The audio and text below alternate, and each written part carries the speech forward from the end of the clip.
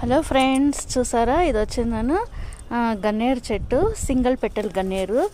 చాలా చిన్నది. నేను ఒక 2 months ముందు నాటినాను. కొంచెం బాగా పెద్దదైంది. రోజు పుష్కలంగా పూలు వస్తుంటాయి.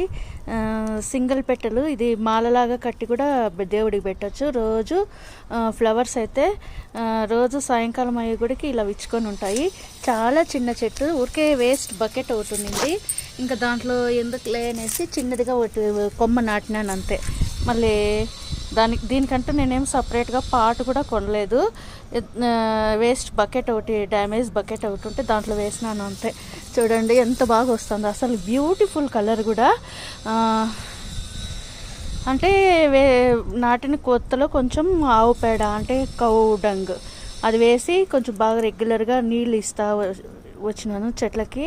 కాబట్టి బాగా చెట్టు పుష్కలంగా పూలు వస్తుంటాయి.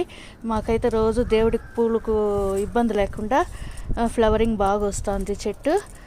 మీరు కూడా అంతే. అవైలబిలిటీలో ఆవు పేడ ఎక్కడైనా అవైలబిలిటీలో ఉంటే కన్నా వేయండి. ఫ్లవర్స్ కూడా బాగా వస్తుంది చెట్టుకి మొదట్లో వేసేయండి. Thank you friends. ఇది వచ్చిందని గన్నేరు పూలు, సింగిల్ గన్నేరు.